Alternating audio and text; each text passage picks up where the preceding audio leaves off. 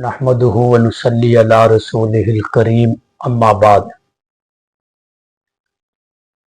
जमात की नमाज छोड़ने से मुतालिक एक दोस्त ने सवाल किया तो मिशकात शरीफ की हदीस मुबारका है, जिल्द अव्वल है, सफ़ा 95 है मिशकात शरीफ का। आप सल्लल्लाहु अलैहि वसल्लम ने जमात के साथ नमाज पढ़ने की ताकीद फरमाई और इसका सवाब बयान फरमाया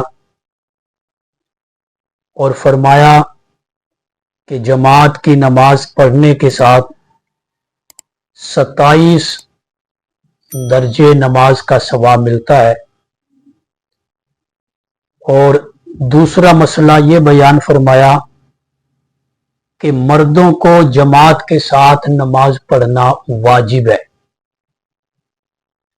यानी अगर कोई जमात के साथ नमाज नहीं पढ़ता तो वो वाजिब को छोड़ने वाला है।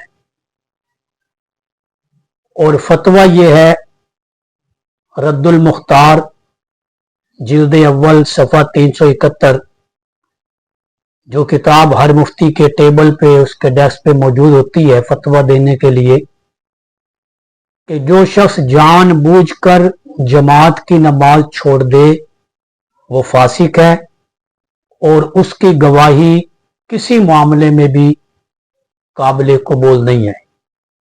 इसलिए जमात की नमाज का एहतमाम करना चाहिए और जानबूझकर जमात की नमाज छोड़ने से बचना चाहिए। जलती हुई आग के सामने नमाज पढ़ने के मुतालिक सवाल पूछा गया है।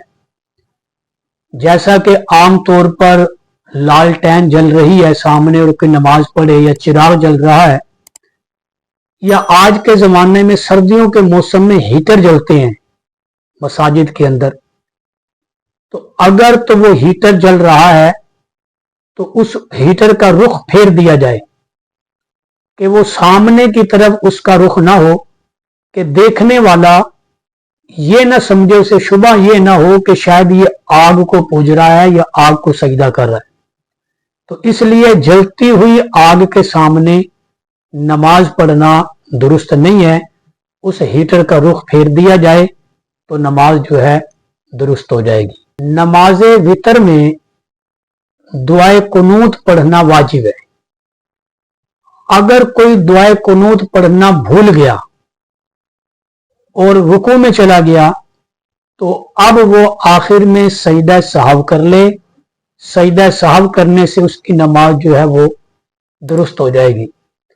और अगर किसी ने जानबूझकर दुआ कुनूत छोड़ दी तो अब सजदा साहब से भी दुरुस्त नहीं होगी, बल्कि वितरों की नमाज उसे दोहरानी पड़ेगी। फतावा आलमगीरी जिल्द 1 सफ़ा 104 पर यही फतवा मौजूद है कि उसको अब वितर अपने दोहराने पड़ेंगे अगर उसने दुआ कुनूत जानबूझकर छोड़ी है।